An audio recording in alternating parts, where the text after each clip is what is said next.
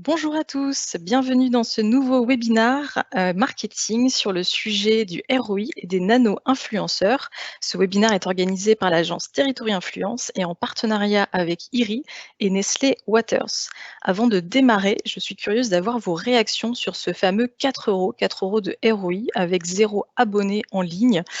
Donc pour ces fameux nano-influenceurs qui peuvent avoir aucune audience sur les réseaux sociaux. Qu'en pensez-vous? N'hésitez pas à utiliser le chat, on regardera vos réactions pendant toute la durée de l'événement. Pour parler ROI et nano-influence, aujourd'hui, nous avons 2 intervenants côté Territory Influence, donc Bastien Bello, responsable Western Europe. Donc Western Europe, ça représente la France, Pays-Bas et Belgique et moi-même, Delphine Bénédicte, en charge du marketing international.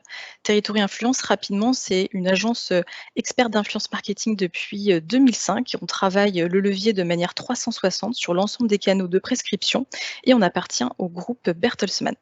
À nos côtés, nous avons Rosine Percha, consultante marketing chez IRI. IRI, en quelques mots, c'est l'un des pionniers dans le domaine du big data qui contribue à la croissance des entreprises dans les secteurs de la grande consommation, de la parapharmacie, de la grande distribution et des médias. Et enfin, à nos côtés, Chloé Basten, chef de produit EPAR chez Nestlé Waters. Également, en quelques mots, Nestlé Waters, c'est la filiale du groupe suisse Nestlé qui regroupe ses activités dans les eaux en bouteille. En France, pour votre information, Nestlé Waters distribue des marques globales comme Perrier, San Pellegrino, Nestlé Pure Life et Vittel. Et enfin, elle distribue des marques locales comme Contrext et enfin EPAR, qui va être le sujet d'aujourd'hui. Donc, en tant que chef de produit EPAR, Chloé est responsable de la stratégie de marque à long terme, mais également de l'activité annuelle de la marque. Elle mène donc différents types de campagnes médias en activant des leviers comme l'influence et vous aurez l'occasion d'avoir son témoignage en live tout à l'heure. Aujourd'hui, donc on va démarrer par une rapide introduction de l'influence en 2021 en zoomant notamment sur la typologie des nano-influenceurs. Rosine Percha, nous expliquera ensuite en détail la méthodologie de mesure, de l'impact vente et donc du ROI, ce fameux retour sur investissement de la nano-influence.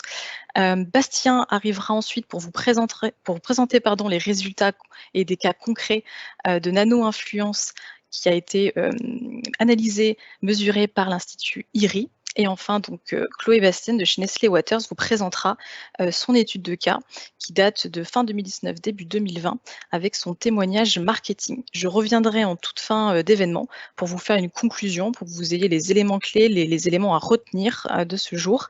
Et on aura ensuite 10 minutes dédiées pour un live Q&A. Donc, encore une fois, n'hésitez pas à utiliser la fonctionnalité questions-réponses disponible sur le chat de Microsoft Teams pour nous soumettre toutes vos questions tout au long de l'événement. Nous prendrons le temps d'y répondre à la fin avec l'ensemble des experts qui interviennent aujourd'hui. Et dernière information avant de démarrer, le webinaire est enregistré, donc vous recevrez une vidéo replay ainsi qu'une présentation format PDF par email après cet événement.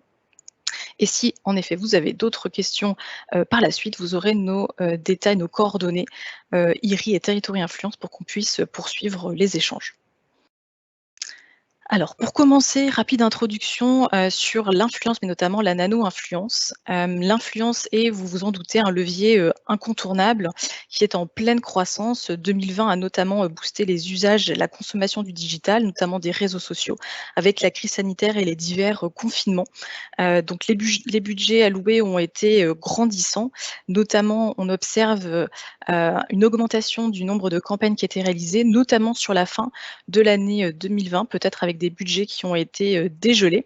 D'autres phénomènes qui expliquent le succès du marketing d'influence en 2021, c'est la diversification des profils. On voit que de plus en plus de typologies comme les nanos et les micros voient le jour et sont plébiscités par les marketeurs, par les marques. On observe notamment, et il y a un chiffre qui n'est pas sur cette slide, que 46% des hashtags ads, soit les hashtags de publicité qui permettent de faire savoir que les influenceurs collaborent avec des marques, sont aujourd'hui traqués sur des comptes qui ont entre 1000 et 20 000 abonnés en ligne. Donc ces profils on le vend en poupe, notamment parce qu'ils ont des taux d'engagement hyper attractifs, en tout cas supérieurs aux macros et aux stars influenceurs, permettent du coup des visibilités plus efficaces et répondent également à la problématique de l'authenticité, de la recherche de sens pour les marques. Un autre facteur explicatif de ce succès du marketing d'influence, c'est l'émergence de nouvelles plateformes comme Clubhouse. On a beaucoup entendu parler l'année dernière et cette année, et des nouveaux formats comme les formats vidéo courtes que l'on retrouve beaucoup sur TikTok, mais également Instagram, sur Facebook et maintenant les YouTube Shorts. Enfin, le dernier phénomène explicatif, c'est la durée de ces partenariats. Les marketeurs capitalisent de plus en plus sur les mêmes influenceurs, sur des squads, sur des groupes. Ils ont plein de naming. En tout cas, les campagnes long terme deviennent un petit peu la norme et permet tout un tas d'avantages et de bénéfices pour les marques, notamment de capitaliser sur des expertises, sur des connaissances du produit et de pouvoir améliorer des KPI marketing en continu, capitaliser sur les apprentissages d'une opération et de pouvoir maximiser voilà, les outcomes de ces opérations. Le marketing d'influence donc a fonctionné et donc malgré la crise, on le sait, les influenceurs peuvent divertir leur public grâce à des contenus qui sont amusants, qui sont informatifs. Ils permettent à ses abonnés de s'évader un petit peu de leur quotidien, le quotidien notamment confiné. L'influence reste également un levier humain, donc qui permet une certaine agilité. Les influenceurs peuvent rapidement s'adapter à ces nouvelles situations. Ils ont en tout cas tout intérêt à le faire pour rester pertinents, donc et puis vivent également eux l'activité au même titre que les consommateurs, au même titre que leurs abonnés. Ils ont aussi la particularité d'être disponibles et actifs pendant les confinements, même les plus stricts, et restent toujours sensibles aux besoins de leur communauté, donc adaptent vraiment leur ligne éditoriale et veulent proposer vraiment des services, des infos utiles et d'ailleurs pas que en ligne, ils veulent également aider leurs proches, donc leur réseau offline dans la vraie vie. Cependant, le levier du marketing d'influence reste un levier relativement jeune par rapport à des médias traditionnels comme la télévision. Donc, pas mal de challenges subsistent, notamment la définition des influenceurs. Alors, vous aurez un petit aperçu de notre vision dans quelques secondes. On a également les fraudes, les transparences au niveau des partenariats avec les marques. On a les challenges de professionnalisation, notamment la régularisation des coûts, les fameuses grilles tarifaires de ces influenceurs. Et pas des moindres, mais qu'on a mis ici en fin de bullet point, les mesures des KPI marketing. Alors les KPI traditionnels comme le reach, le nombre de content, les interactions, l'engagement, mais également des KPI financiers, les retours sur investissement, les impacts ventes, le trafic en magasin. Donc c'est aujourd'hui le sujet de notre webinar avec IRI et on a décidé de le concentrer sur la nano-influence. La nano-influence, rapidement, qu'est-ce que c'est? Donc ça va être tous les consommateurs, vous, moi, des personnes potentiellement lambda, qui aiment recommander des produits, des services. Donc on est vraiment sur de la conversation peer-to-peer, sur des réseaux offline et également online. D'ailleurs, en ligne, ces typologies ne vont avoir pas plus de 1000 abonnés sur leur réseau, donc Instagram, Facebook, Twitter, les classiques. Ce qui va les différencier donc largement des micros, des macros et des stars influenceurs qui, eux, sont exclusivement activés sur le online et ont des audiences qui vont varier entre 1000 à 100 000 pour les micros, qui peuvent d'ailleurs être fonction de cette volumétrie rémunérée ou non, et les macro-influenceurs, donc les professionnels qui ont plus de 100 000 abonnés jusqu'à potentiellement des millions avec les stars influenceurs. Aujourd'hui, on se concentre sur le canal prescription du offline.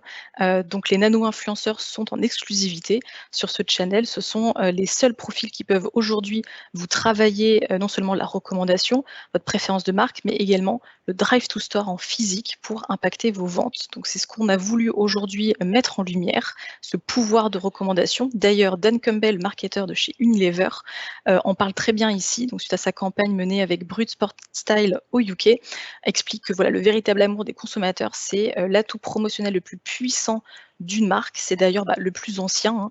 Le bouche à oreille, c'est le canal de communication, de promotion le plus naturel, le plus vieux au monde. Et chez Territory, d'ailleurs, on le stimule avec des mécaniques marketing que vous découvrirez tout à l'heure avec Bastien. En tout cas, on le stimule, on le traque jusqu'à un certain point, donc on va pouvoir mesurer le reach, notamment le nombre de contacts uniques entre différentes générations. Donc habituellement, la génération des influenceurs jusqu'à leurs proches, puis des proches jusqu'à leur propre entourage, mais on ne va pas pouvoir aller mesurer, nous, directement, le trafic, la conversion des différentes intentions d'achat, intentions de recommandation. Donc c'est en ça que notre partenariat avec IRI est hyper intéressant. Et d'ailleurs, je vais laisser la parole à notre experte du jour, Rosine Perchat, pour vous en dire plus sur la méthodologie de mesure de l'impact vente.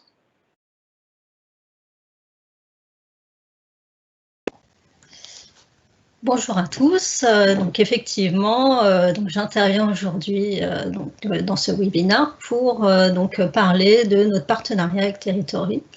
Partenariat qui dure depuis quelques années maintenant et nous collaborerons ensemble autour de notre solution qui va mesurer l'impact de l'efficacité des campagnes. C'est notre solution qui est bien connue maintenant sur les marchés de grande conso, qui est le Smart Profiler. Donc l'idée du Smart Profiler en fait est de pouvoir comparer deux groupes de magasins. Un groupe de magasins test dans lequel a eu lieu dans lequel les influenceurs sont activés et un groupe de magasins témoins. Donc, et du coup, ce qui nous permet d'avoir en conclusion un impact des ventes, qui est le uplift, et également ça nous permet de générer un retour sur investissement. Donc, avant de rentrer dans la méthode du SMART, l'accompagnement qu'on fait avec Territory se fait également via l'intervention de notre service géomarketing, parce qu'effectivement, Territory nous transmet l'ensemble des ambassadeurs qui vont être susceptibles de participer à la campagne. Et notre service géomarketing va aller géolocaliser chacun des ambassadeurs. Et donc, on transmet cette sélection, ce qui nous permet aussi de géolocaliser et de connaître les magasins qui sont à forte proximité des influenceurs. Donc, ce qui va nous permettre de créer ces groupes de magasins. Et donc, si on rentre plus dans le détail de la méthodologie SMART, donc, comme je vous disais, le SMART va nous permettre de mesurer l'impact et le ROI d'une campagne. Et donc, en fait, via la comparaison des performances de la marque qui est animée, ou de la référence animée. Donc, on va comparer en fait deux groupes de magasins, le groupe de magasins test avec un groupe de magasins témoins. Et donc, chacun des groupes est constitué via ce qu'on appelle un appariement. Le principe de l'appariement est pour chaque magasin du groupe test, on va lui attribuer un magasin jumeau. Jumeau en termes de chiffre d'affaires, en termes de région, en termes d'enseigne, ce qui va vraiment pouvoir nous permettre de comparer les résultats entre les deux groupes. Et on aura l'évolution dans le groupe test, l'évolution dans le groupe témoin, et on va pouvoir en déduire l'uplift. Donc, l'avantage de cette méthodologie est que, vu qu'on est sur des magasins jumeaux, c'est que lorsqu'il y a toute campagne de promotion ou publicitaire va être lissée dans les deux groupes, puisque ces campagnes nationales vont impacter les magasins de chacun des groupes. Donc, ce qui nous permettra vraiment en ressortir l'impact de la campagne de Territory.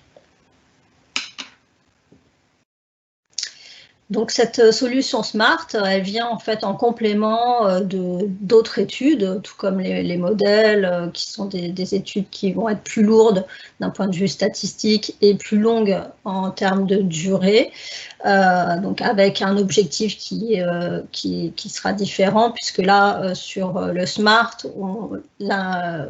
l'objectif est d'avoir vraiment l'impact d'une campagne, de mesurer le ROI de la campagne, et ce, à court terme, en espace de 2 semaines, juste après la fin de la campagne. Donc c'est vraiment une étude qui est complémentaire au modèle, complémentaire aux études quali, qui, elles, vont vous donner plus un impact sur la notoriété de la marque. Donc c'est une méthodologie qui est approuvée, qui est très connue par nos clients fabricants, mais également distributeurs et agences, puisqu'on travaille beaucoup aussi avec des agences comme Média Performance, Catalina, Aiko, enfin plein d'agences qui ont besoin aussi de mesurer l'impact de leur campagne. Donc pour lancer une étude SMART, on a quand même quelques conditions à respecter. D'une part, il faut qu'il y ait au moins 3000 nano-influenceurs, donc pour un impact national. Il faut que le produit soit distribué au moins dans 70% des magasins. Donc il faut une bonne distribution.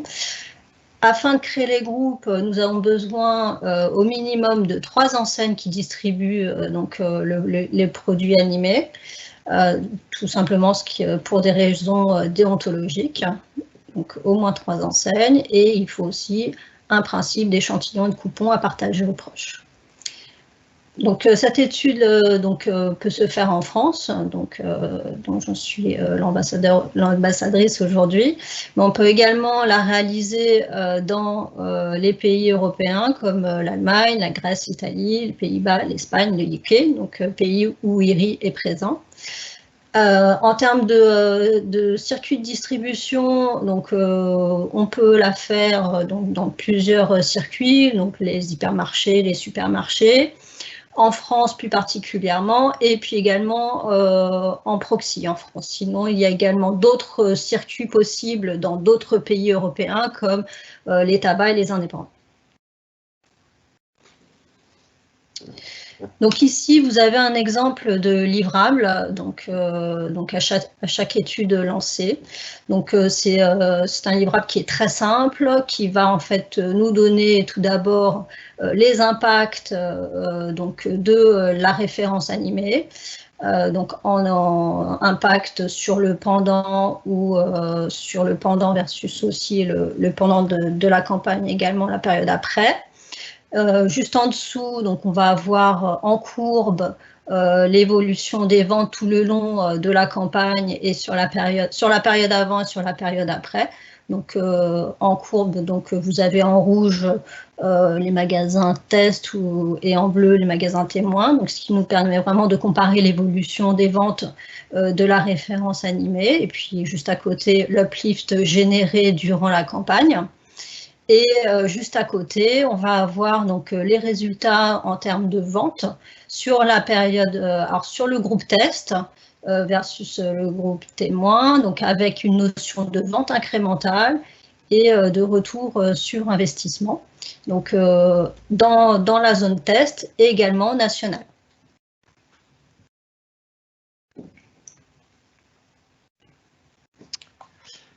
Merci Rosine pour ces clarifications sur la méthode, et merci Delphine pour tout ce contexte sur la nano. Bonjour à tous, on va parler maintenant des résultats, des impacts. On va avoir toute l'overview sur nos campagnes de nano-influence. Alors, tout d'abord, il faut, comme on l'expliquait tout à l'heure, avec Rosine, on a un vrai partenariat, on a 5 ans de partenariat et de mesure de toutes nos campagnes sur les marques FMCG. Donc, c'est plus de 50 campagnes qui ont pu être analysées depuis 2016.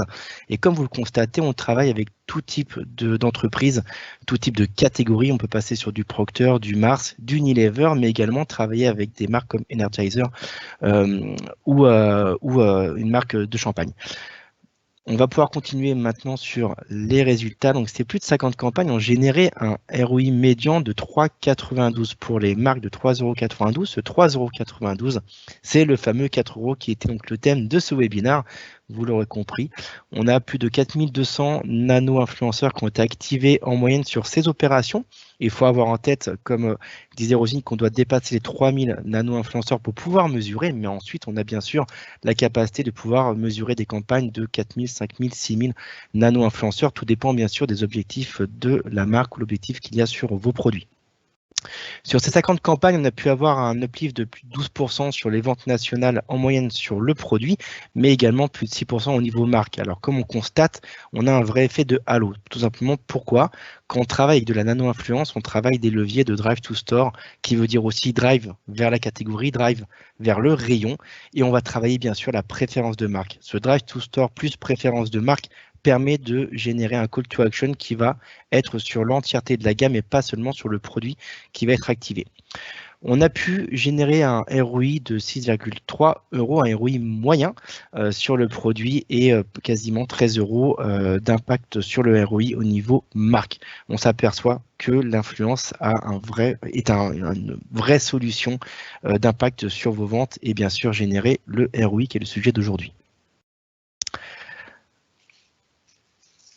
On va rentrer un tout petit peu plus sur l'approche catégorielle, mais juste avant de parler de l'approche catégorielle, il faut avoir en tête que là, on est vraiment focus sur les produits FMCG, tout simplement parce que c'est le secteur sur lequel IRI est concentré pour mesurer ses impacts ventes, pour mesurer ce ROI, mais il faut avoir en tête que l'influence va impacter vos ventes sur n'importe quel produit, n'importe quel secteur, n'importe quel service. On ne travaille pas forcément que sur les produits FMCG, mais sur l'entièreté des secteurs. L'influence n'a pas de limite, c'est un canal humain et on a une approche totalement sur mesure pour pouvoir répondre à un maximum de vos enjeux tout au long de l'année. Les différentes catégories qu'on a pu donc regrouper. On est parti tout d'abord sur tout ce qui est beauté et hygiène intime. Donc en termes de résultats, on est sur 4600 nano-influenceurs qui vont être activés en moyenne avec plus de 15% des ventes sur les produits, plus 7% au niveau marque, plus de 3 € de ROI moyen généré et 8 € au niveau marque. Sur la partie plutôt alimentaire, boisson, on est sur 3700 nano-influenceurs qui sont activés, plus de 16% de ventes sur le produit, 9% au niveau marque et un ROI de 4 €.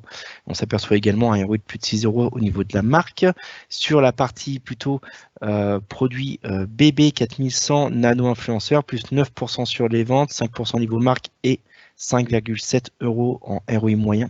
Et enfin, sur tout ce qui va être plutôt entretien de la maison, on sera sur 4300 nano-influenceurs, 5% sur les ventes, 4% niveau marque et 7 € en termes de ROI moyen.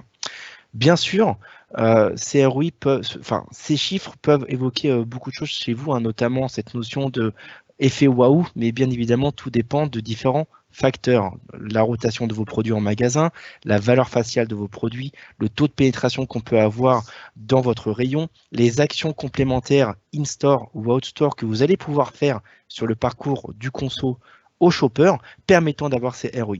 Il faut aussi avoir en tête qu'on est sur des produits FMCG, donc les valeurs faciales de ces produits ne sont pas des produits de 300 ou de 400 €, ce qui fait que ces notions de ROI à 3, 4 €, 5 €, 7 €. En FMCG, ça peut être vu comme des très très bons ROI parce qu'on est sur des produits, typiquement un yaourt, c'est pas forcément le même prix, mais il faut avoir en tête que ce ROI, on va aussi aller le chercher sur des produits à très forte valeur faciale, notamment sur des produits tels ordinateurs ou autres.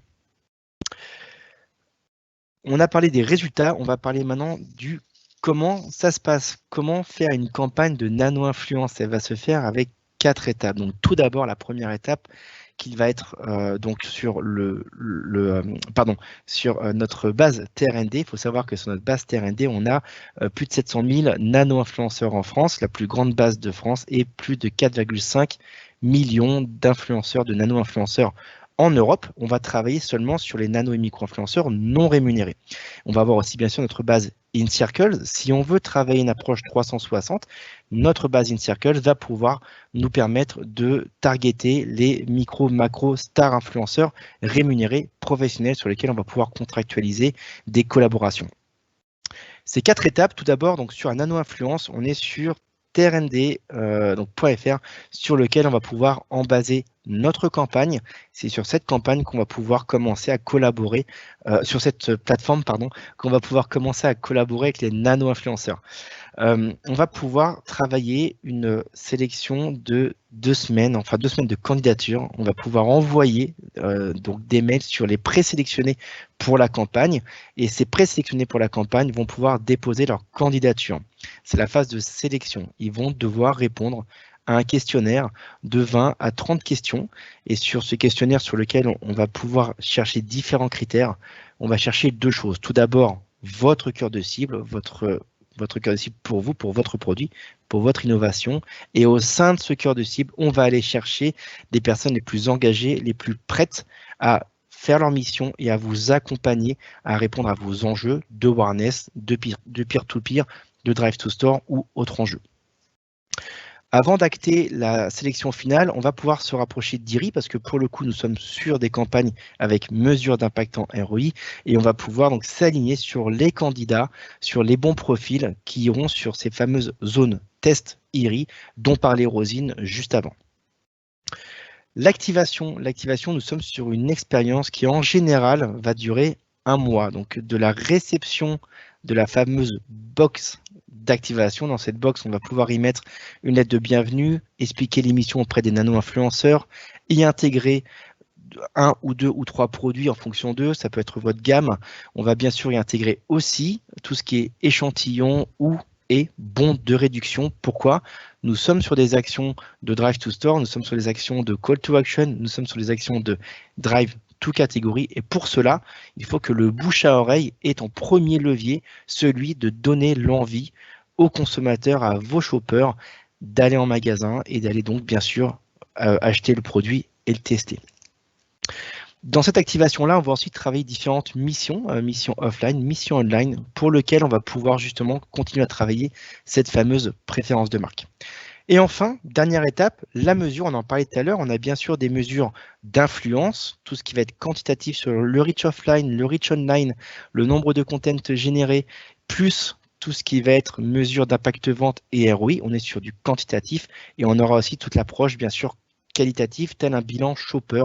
On va pouvoir aller voir le retour d'expérience de ces influenceurs, qu'est-ce qu'ils ont pensé de vos produits, qu'est-ce qu'on pourrait améliorer, qu'est-ce qu'ils ont apprécié, le taux d'intention de réachat, le taux de recommandation, et tous ces insights seront bien sûr réutilisables pour la marque, pour tout leur plan de communication à venir.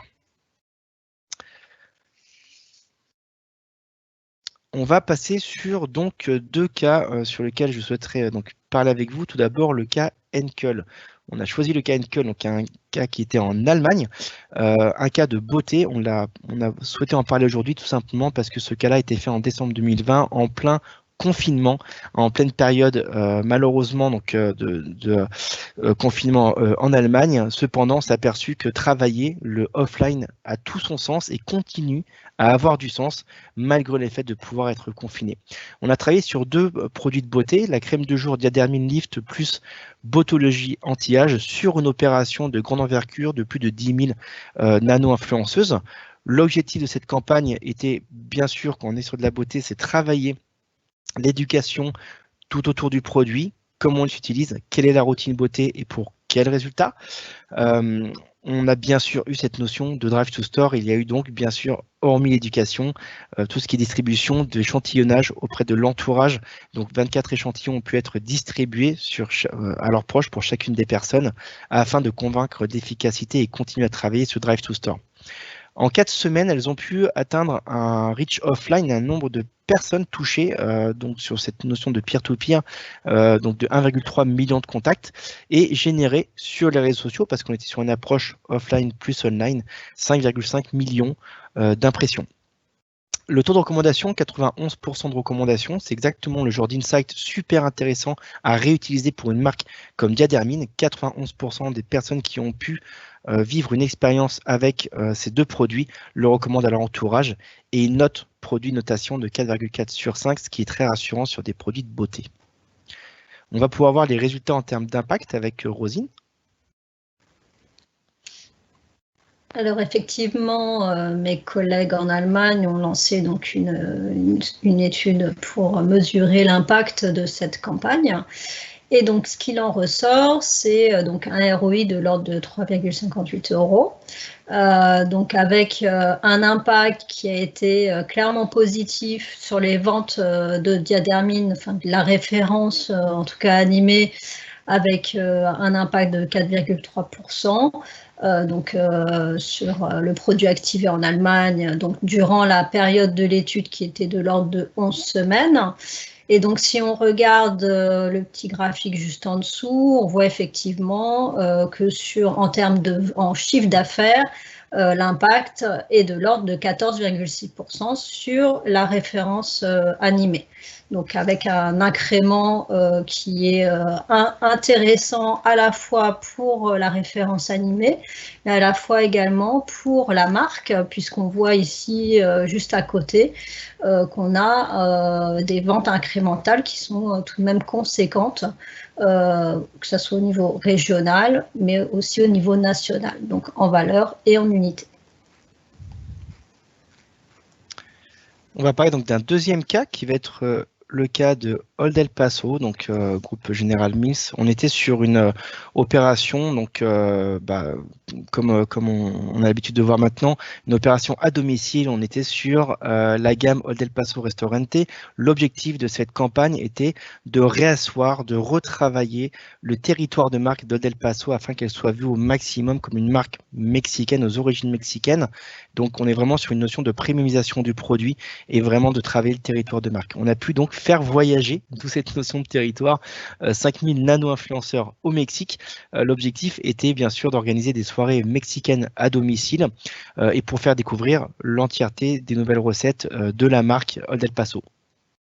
À la fin de chaque soirée que les personnes organisaient à domicile, un nouvel hôte était désigné grâce à une roue de voyage pour organiser le prochain repas et bien sûr acheter les nouveaux produits de la gamme Old El Paso grâce aux bons d'élection qui avaient été distribués. On est vraiment sur une opération de territoire de marque, ça veut dire qu'on travaille énormément la préférence de marque. On n'est pas seulement sur une notion de test produit Drive to Store, on va beaucoup plus loin, on retravaille l'histoire de marque, on retravaille bien sûr le awareness qui va se cacher derrière. Et ce qu'on souhaite derrière ce genre d'opération, c'est de recruter du consommateur à long terme parce qu'il va se souvenir pendant longtemps de ce repas mexicain. En 6 semaines, ils ont pu donc toucher 907 000 contacts uniques en offline, donc imaginons le nombre de repas qui ont pu être organisés et le nombre de discussions qui auraient pu être faites autour du produit et générer 758 000 impressions sur les réseaux sociaux. Un taux de recommandation de 93% et 4,3 sur 5 de notation pour cette fameuse gamme. En termes de ROI, on va pouvoir en discuter.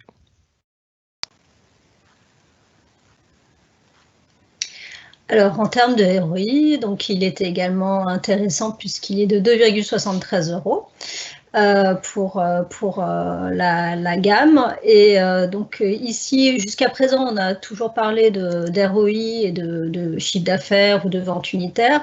Là, ici, dans cet exemple, ce qui nous a paru intéressant, c'est de vous montrer l'impact qu'il y a eu sur la part de marché d'Old El Paso, pardon. Effectivement, donc on voit dans cet exemple que on a eu un impact sur la part de marché qui est de l'ordre de 7% donc dans le groupe test, alors que dans le groupe témoin, au moment de la campagne, on avait plutôt une baisse de la part de marché. Donc de l'ordre de 16%. Donc clairement, lorsque la campagne a eu lieu, ça a permis du coup à la marque de gagner en part de marché dans le groupe où a lieu la campagne d'influence.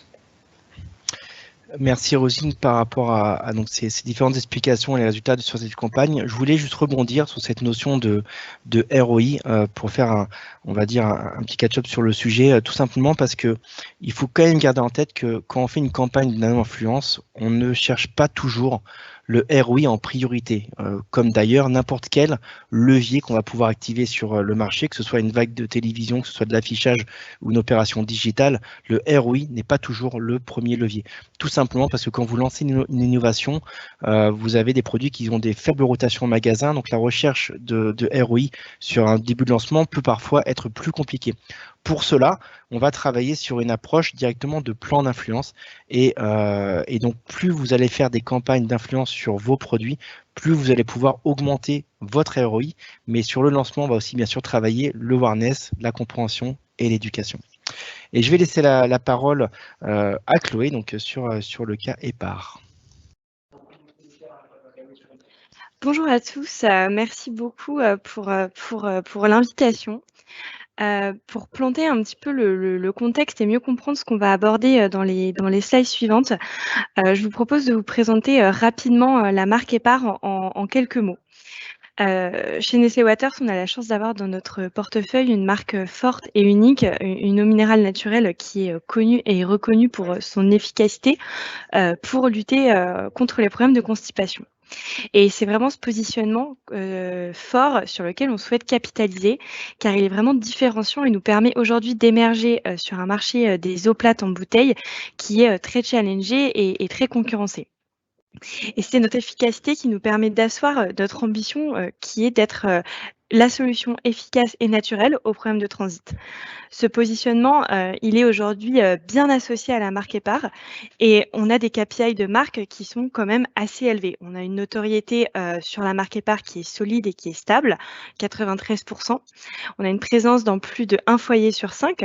C'est d'ailleurs la première marque d'eau minérale naturelle en termes de pénétration derrière Cristalline. Donc on pourrait penser que c'est une marque ultra niche et en fait pas tant que ça. Et on a une forte recommandation également auprès de la communauté médicale et scientifique, puisque 95% des médecins recommandent EPAR en cas de constipation. Mais sur cette marque, on sait qu'il faut surtout travailler en fait la présence à l'esprit. Comme je le disais, on a un marché qui est challengé, qui est mature, où toutes les marques globalement investissent très fortement en médias et notamment en TV, et c'est de plus en plus compliqué d'émerger. La notoriété spontanée s'érode un peu sur EPAR, on le sait, et l'une des premières raisons de non-consommation d'EPAR en cas de problème de transit, c'est le manque de présence à l'esprit. C'est-à-dire que les personnes constipées ne pensent pas à nous lorsqu'elles sont face à ce problème de transit. Et à côté de ça, on sait aussi que les personnes qui souffrent de problèmes de transit sont loin d'être seules, puisqu'on a 1 Français sur 5 qui est concerné, et ce chiffre, il passe à 1 Française sur 3 lorsqu'on se concentre sur les femmes. Et pour se renseigner sur la question, via une étude, on sait que l'entourage arrive en seconde position dans la recherche d'informations, et c'est là qu'une opération d'influence finalement prend tout son sens. On a donc décidé de mener cette opération avec Territory Influence avec 2 objectifs. Le premier étant de générer de la recommandation peer-to-peer sur l'ensemble des canaux, donc online et offline, et également d'éduquer sur les bénéfices et sur l'efficacité de la solution EPAR.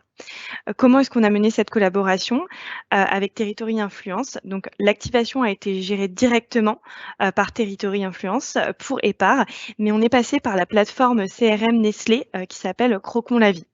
Pour ceux qui ne connaissent pas forcément Crocon la vie, rapidement, c'est une plateforme CRM, comme je le disais, Nestlé, qui permet d'activer des ambassadrices qualifiées. Et par qualifiées, j'entends qu'on a pu vraiment sélectionner des ambassadrices sur mesure versus nos objectifs. C'est-à-dire que 100% des ambassadrices que nous avons sélectionnées étaient des femmes. Elles avaient plus de 25 ans et on a pu choisir un petit peu la répartition dans les tranches d'âge. Et pour 60% d'entre elles, elles avaient des filles. Ce dernier critère, il est hyper important pour EPAR, puisqu'on a une cible qui est prioritaire, qui sont les femmes enceintes. Et on le sait, dans cette période de grossesse, qui est une période assez particulière pour une femme et dans sa vie, ces femmes, elles sont à la recherche de conseils, un petit peu de secrets de grand-mère, de petits tips qu'on se transmet de génération en génération, et notamment de mère en fille. On a une activation qui s'est déroulée en 2 phases. Une première vague pour goûter véritablement le produit et éduquer sur les bénéfices départ via le bouche à oreille. La constipation étant un sujet propice à cette mécanique, car les ambassadrices vont vraiment prendre le temps d'expliquer et pouvoir apporter un discours plus profond que ce qu'on va pouvoir faire en TV avec une campagne de 10 ou 30 secondes. Et une seconde vague pour stimuler, quant à elle, la création des UGC et l'engagement online. Cette campagne, elle a eu d'excellents résultats et sur l'ensemble des KPI qu'on s'était fixés. Déjà, ne serait-ce que par l'attractivité et l'intérêt qu'ont porté les ambassadrices à notre campagne, on a eu plus de 9 500 candidatures pour seulement 5 000 places. Et cet engouement, il est réel et il est assez impressionnant, puisqu'on se trouve à peu près dans la moyenne de l'engagement qu'on peut voir sur les activations dans un bench Nestlé. Et il faut savoir qu'on traite pourtant un sujet assez spécifique et personnel, la constipation, qui de prime abord peut sembler peut-être un peu moins appealing qu'une activation Nescafé, par exemple. Mais c'est pas tout. Tous les autres indicateurs qualitatifs ont été très satisfaisants. On a eu de super niveaux de reach, que ce soit offline et online, qui étaient supérieurs aux objectifs qu'on s'était fixés, ainsi qu'au bench Nestlé au global. On a eu une recommandation massive du produit. 99% des ambassadrices recommandaient Par après la campagne. Pour donner un ordre d'idée, au niveau Nestlé, on est plus autour de 96%. Une super note globale, idem, 4,7 sur 5. C'est vraiment supérieur aux notes qu'on peut avoir dans un bench Nestlé. Et une intention d'achat, pareil, très forte, puisqu'on a 94% d'intention d'achat après l'opération, versus une moyenne plutôt autour de 90 pour les opérations au global de Nestlé. Et au-delà de ces indicateurs, on a vraiment eu aussi des items de marque qui ont été très valorisés et ça, c'est hyper important pour nous. 94% des ambassadrices approuvent le claim Par, une solution naturellement efficace contre la constipation. On a vraiment eu une validation de l'efficacité sur le transit. L'efficacité a été notée à 4,5 sur 5 et 96% des ambassadrices ont ressenti une réelle amélioration de leur transit après le test. Et enfin, on a eu plus de 5000 verbatims positifs où les mots efficace, magnésium et naturel ressortent, ce qui sont un petit peu finalement les 3 piliers de notre marque et de notre communication. Après, on le sait, les intentions d'achat, ça reste des intentions qu'il faut confirmer. Et pour transformer ces intentions en véritable achat et aider à déclencher véritablement l'acte, les ambassadrices, on les a un petit peu aidées puisqu'elles avaient à leur disposition des bons de réduction à distribuer à leur entourage lorsqu'elles parlaient de la marque. Et donc pour mesurer justement ce réel impact sur nos ventes, on a IRI qui nous a permis de mesurer l'impact de l'opération in-store.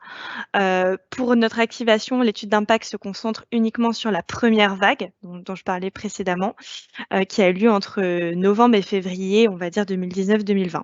Et elle se concentre également sur le format pilier qui a été activé, c'est-à-dire le 6 fois 1 litre, et cela dans les 6 enseignes que vous pouvez voir à l'écran.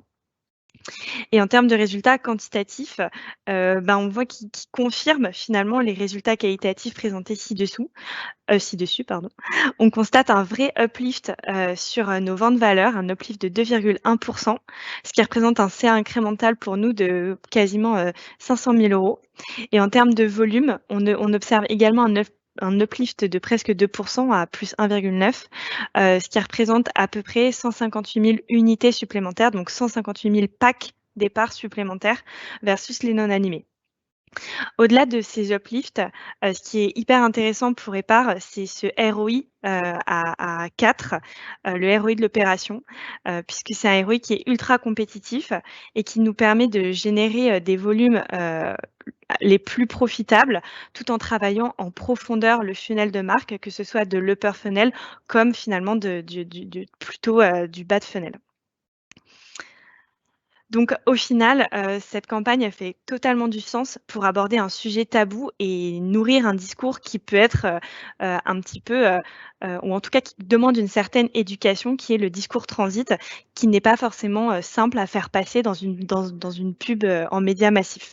C'est un format qui permet à la fois d'éduquer nos ambassadrices sur un produit et ses bénéfices, mais aussi d'engager véritablement une communauté autour de la marque via la création de contenu, le partage et le retour d'expérience. Et ce retour d'expérience, il vient nourrir justement cette efficacité puisque les ambassadrices le valorisent vraiment. Ces résultats, ils ont été supérieurs à nos attentes, supérieurs au benchmark et ils nous permettent vraiment un travail qualitatif de la marque, mais aussi, on l'a vu à l'instant, quantitatif, avec un ROI ultra compétitif, de véritables uplift sur nos ventes valeur et volume, ce qui est hyper important quand on a aussi une ressource qui est limitée, à savoir notre ressource en eau, sur laquelle on ne peut pas tirer indéfiniment. Donc, c'est très important pour nous de générer ces volumes au meilleur ROI. Voilà.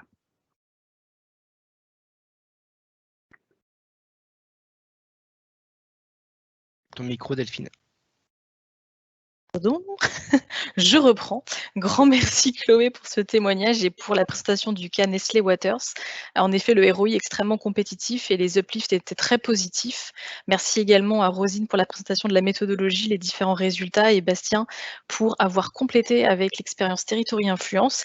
Il est l'heure de faire le bilan notamment pour votre stratégie marketing, pour savoir comment demain pouvoir lancer ce type d'opération et profiter de ces uplifts pour votre marque. Donc je pense que si on devait résumer, on a tous compris que les nano-influenceurs, la recommandation peer-to-peer générait des KPI positifs. C'est un levier qui est rentable. On le voit ici très bien sur ce graphe qui a été fourni par IRI, avec donc des sources de data IRI à travers l'Europe sur plusieurs années, où on voit très clairement ici notre 3,92, donc notre ROI médian à un niveau marque comparé à l'ensemble des autres canaux médias traditionnels comme la télé, le print, la radio, le digital, l'affichage ou encore le cinéma.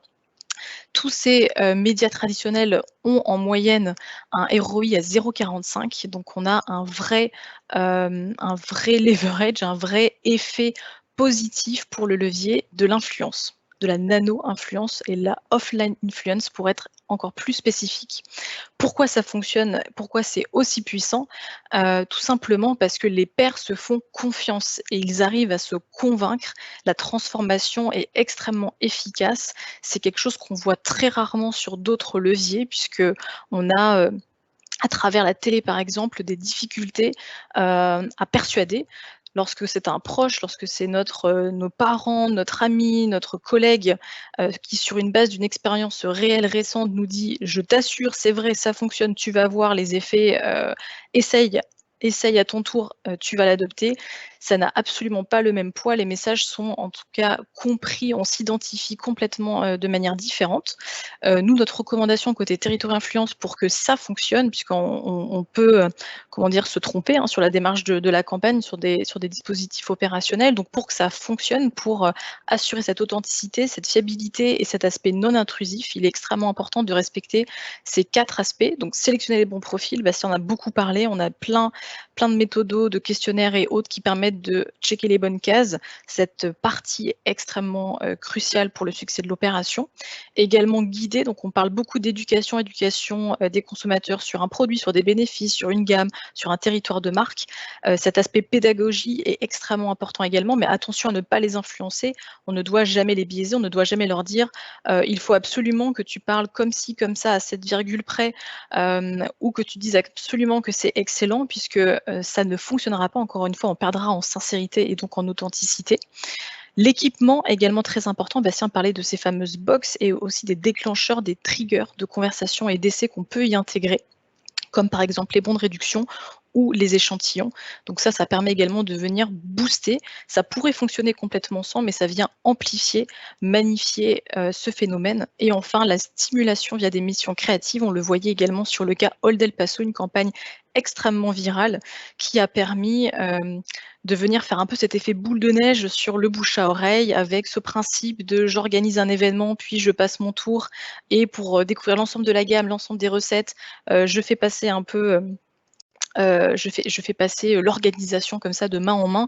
Donc il y a énormément d'idées créatives et de possibilités d'activation sur des leviers qui sont humains. Donc voilà, notre recommandation aujourd'hui, c'est respecter cette authenticité pour obtenir des transformations positives.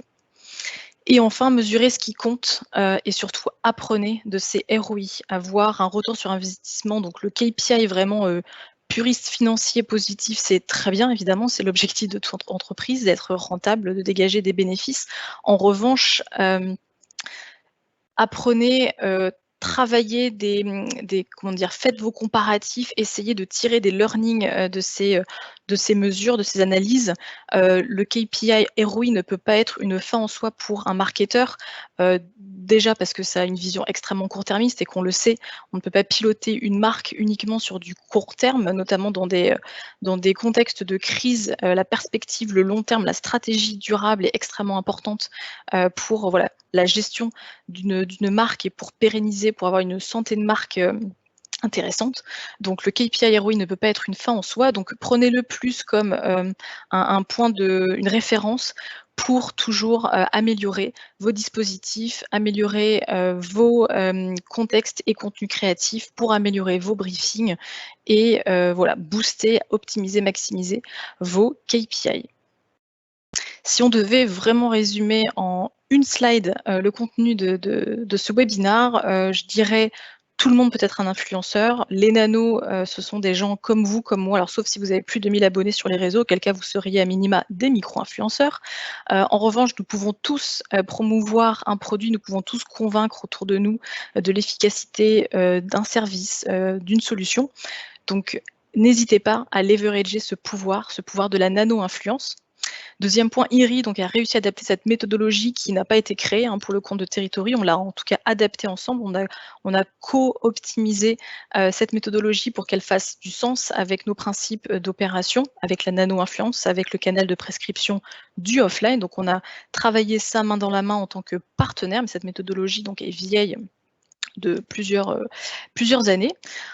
Enfin, les nano-influenceurs, on l'a vu en termes de chiffres, donc génèrent en moyenne plus 12% de ventes à un niveau produit, 3,92, donc presque 4 € pour la partie médiane au niveau marque, ce qui fait quasiment 9 fois plus que la moyenne des autres médias, donc les fameux télé, out of home ou autres digital que l'on a vu précédemment. Donc comme Nestlé, Procter & Gamble, Unilever, General Mills et j'en passe, ces grands annonceurs, ces grandes marques, mesurez ce qui compte. Et si en effet le ROI, le fameux retour sur investissement financier, est celui qui compte à court terme pour votre marque, n'hésitez pas à commencer à le mesurer et surtout à apprendre, tirer des learnings de ces études. Encore une fois, un grand merci à tous nos intervenants aujourd'hui, à tous nos experts. Il va être le temps de découvrir vos questions et de répondre pour vous apporter un maximum d'insights aujourd'hui. Alors, j'envoie des nouvelles, je vais les publier. En attendant, je commence la répartition. Alors, nous avons une première question sur la mesure de l'impact des nano-influenceurs en ligne. Peut-être que Rosine, tu veux répondre à cette question. On a en effet aujourd'hui concentré la mesure sur le offline. Qu'en est-il du online ? Alors après, à partir du moment où on peut localiser tous les influenceurs, qu'ils soient en ligne ou pas, donc nous, on va pouvoir déterminer les magasins qui sont à proximité de ces influenceurs et du coup pouvoir créer ces groupes tests versus groupes témoins et mesurer l'impact d'une campagne. Donc je pense que c'est tout à fait faisable. Super, merci Rosine. Et en effet, on en discutait la semaine dernière lors du webinaire international avec Paul Goodwin, qui est notre référent Europe, de la capacité également lorsqu'on sponsorisait, lorsqu'on amplifiait les contenus des influenceurs, la capacité donc à mesurer, à traquer sur des ventes in-store l'efficacité et le ROI de ce type de mécanique. Donc c'est en effet tout à fait quelque chose d'envisageable. Donc si vous avez des besoins également de tracking de vente physique via de la nano-influence en ligne, c'est en effet une discussion que l'on pourrait avoir. J'ai une autre question pour toi, Rosine. Est-ce que c'est uniquement faisable en GMS ou est-ce que d'autres types de points de vente tels que la parapharmacie est donc envisageable ? Alors effectivement, ça va être uniquement possible dans les magasins GMS et dont la proxy également, tout simplement parce que nous partons des ventes réalisées par magasin et notre panel distributeur donc reçoit en fait les données des magasins GMS, hein, mais pas des pharmacies ni parapharmacies. Donc on pourra faire ces études uniquement en hyper super et proxy, en tout cas en France. Super. Et si je peux porter un complément par rapport effectivement à cette question sur la parapharmacie, on va revenir aussi sur la notion de secteur. Quand j'en parlais tout à l'heure, là on a été concentré effectivement sur le secteur sur lequel nous travaillons avec Iris sur la mesure d'impact vente, parce qu'on est sur des produits FMCG. En revanche, il faut avoir en tête que la parapharmacie, le drive vers ces fameux points de vente, nous y travaillons énormément chez Territory Influence parce que finalement, le levier numéro 1 qui nous permet de nous poser la question de savoir est-ce qu'il y a un intérêt ou non à travailler sur de la nano-influence, ça va être l'éducation et la compréhension des produits. À partir du moment où vos produits ont besoin de pédagogie, ont besoin d'être compris sur le marché, et c'est énormément le cas de produits pharma qui ont des bénéfices forts et sur lesquels vous avez parfois des difficultés d'émerger dans ces points de vente, la nano-influence est un levier qui est très très pertinent pour bien sûr mettre ces produits dans les mains de vos consommateurs et en faire une véritable routine. Il existe aussi d'autres panélistes, bien sûr, qui ont des spécialités sur ce type de secteur.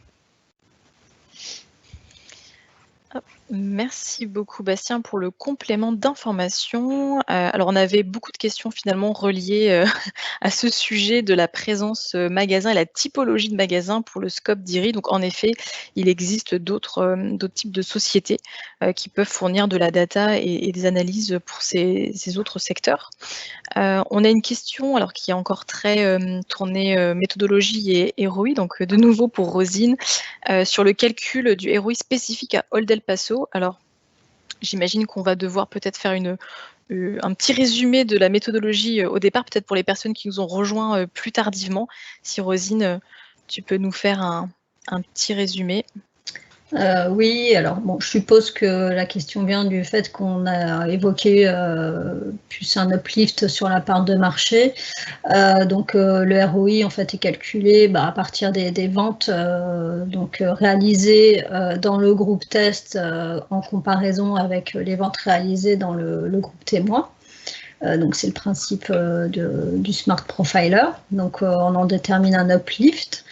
Et cet uplift est du coup appliqué sur les ventes, et ce qui nous permet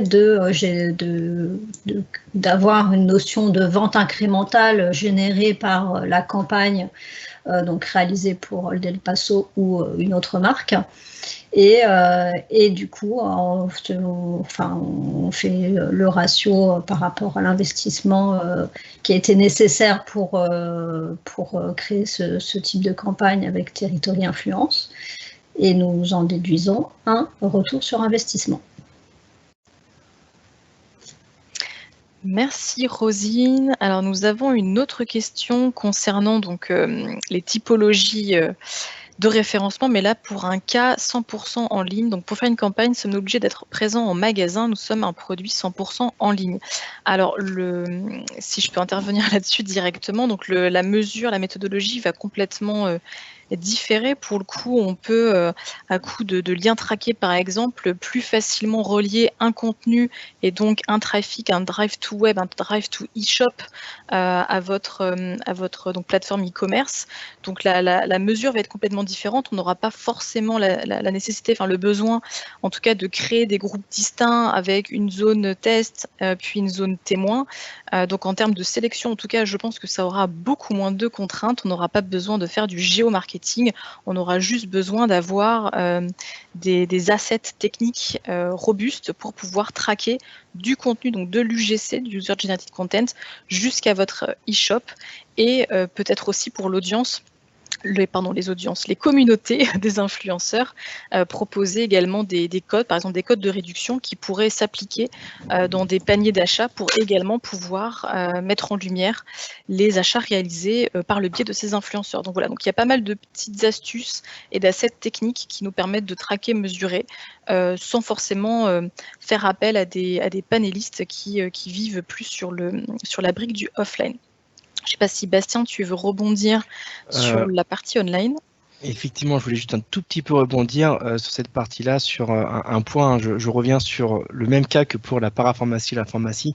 On est sur des approches totalement sur mesure. Et le drive to web, le fait de faire du call to action seulement sur des produits 100% en ligne, c'est aussi une grosse spécialité que nous avons parce que pour le coup, nous allons travailler aussi des approches 360 entre la nano-influence qui va être là pour venir acheter votre produit et vivre cette fameuse expérience dont on a parlé tout à l'heure, mais également travailler sur un 100% 360, pardon, où on va faire aussi de la micro-influence rémunérée, voire de la macro-influence rémunérée pour mettre en exergue votre site et faire un vrai drive puissant au sein de votre site 100% en ligne, de votre plateforme e-commerce. Donc c'est un sujet sur lequel nous sommes totalement habitués à travailler. Parfait. Merci Bastien et je reste avec toi pour la prochaine question qui est: avez-vous adapté les campagnes au contexte Covid-19 ? Alors, tout à fait, je reviens sur ce point de sur-mesure. Sur le process d'une campagne, on va commencer toujours par un brief.